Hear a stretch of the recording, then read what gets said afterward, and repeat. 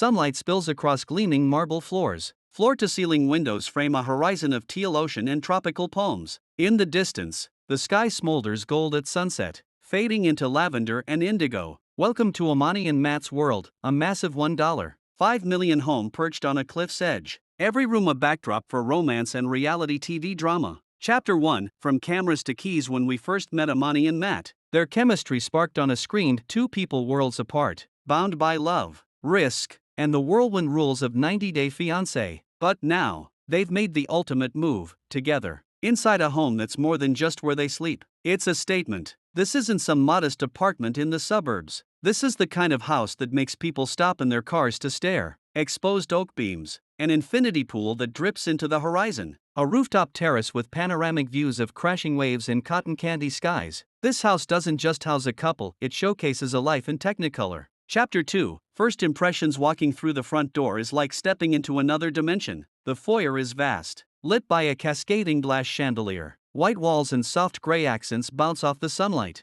To the left, a library lined with shelves that stretch up to the ceiling. To the right, a formal living room, pristinely furnished, a place both grand and intimate. But the magic doesn't stop there. Push open the sliding glass doors and you're on the veranda, feet brushing raw wood decking, eyeing the horizon. A plunge pool hugs the edge, lanterns glow in the twilight, and palm trees sway to the humid ocean breeze. Matt's already envisioning dinner parties here. Amani's picturing searing sunsets and late-night whispers over wine. Chapter 3, Life behind the glamour. A house like this doesn't magically clean itself. Yes, every detail, from the smooth stone countertops to the imported tile bathrooms, sparkles. But for Amani and Matt, life here is still life, not always polished. Mornings start with the crash of waves and birdsong. Matt stumbles into the kitchen, bleary-eyed, pressing start on the espresso machine. Amani wraps in a silk robe, pads across cool tile as sunlight breaks through the glass mosaic windows. They share coffee on the balcony where the world spreads out beneath them,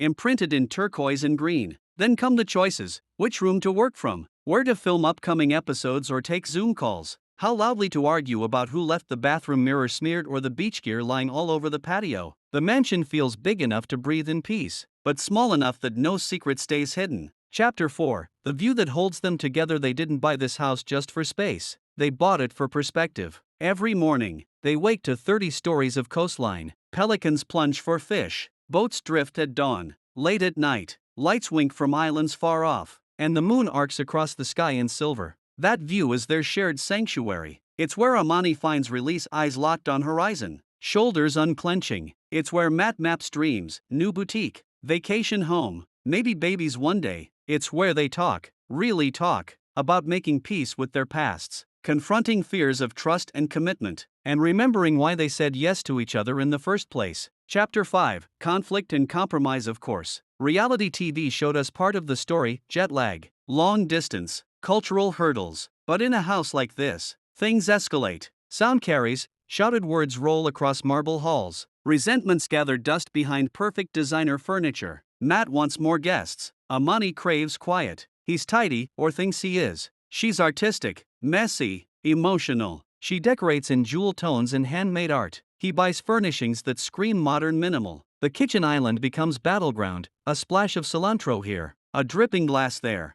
And money is always there. The mortgage, maintenance, landscaping, staff, utilities. The view doesn't pay itself. Matt worries about overspending. Amani worries about losing the magical feeling. When they disagree on budget or priorities, sometimes the air feels like it's about to snap. Chapter 6, Ceremony Celebration. Still, there are moments that outshine any argument. The first formal dinner party, when dear friends fly in, the table polished to perfection, the candles flickering, the wine flowing, Amani in her favorite dress, Matt, suave in linen, laughter bubbles, stories stack up like fine china. The ocean hums just beyond the railing, as though applauding. Or evenings when it's just the two of them, feet dangling over the terrace, sharing hope over the view, kissing in twilight, carving space in the silence. That's when they remember why they built this life, not just for fans or cameras, but for love and possibility. Chapter 7, The House's Metaphor. The home is more than walls and glass.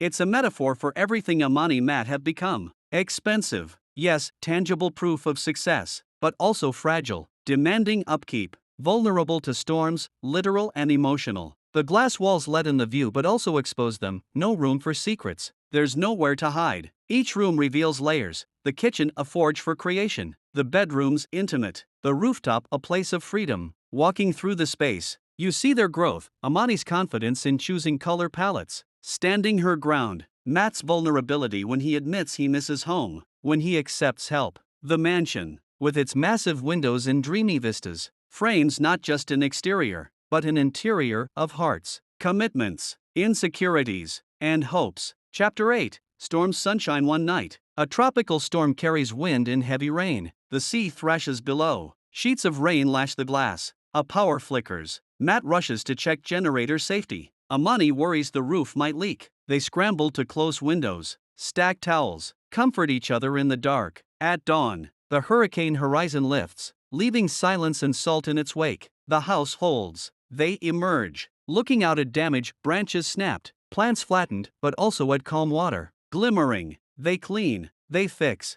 they plant new blooms, and over that afternoon, they lay on a chaise on the terrace, breathing in sun-soaked air. They hold hands, they laugh at how terrified they were. Rainstorms always come, but so does the sun. Chapter 9. Legacy. Looking forward, this home isn't just for today, it's for tomorrow. They talk of kids, and the rooms they'll need, a study for future business ventures, a guest house so family can visit, maybe even Airbnb parts of the house occasionally, so it doesn't sit idle. They talk about roots, what it means that Amani came from far away, that Matt's family expects traditional things. The house becomes their anchor, a place to invite the past and future together. 4 holidays, 4 milestones, 4 forgiveness, and always 4 sunsets, as the sky burns orange into purple, and the world seems boundless. Chapter 10. The view is truth. View is the trickiest word here, because what's so stunning isn't just the visual, the incline of the cliff toward the sea, the way light pools in the corners at sunrise, the mirrors that reflect horizons. The view is also emotional. The view is their story of risk, of loving across borders, of building something in the open. The view is truth, that they dared to have more, not just more money or more fame, but more connection,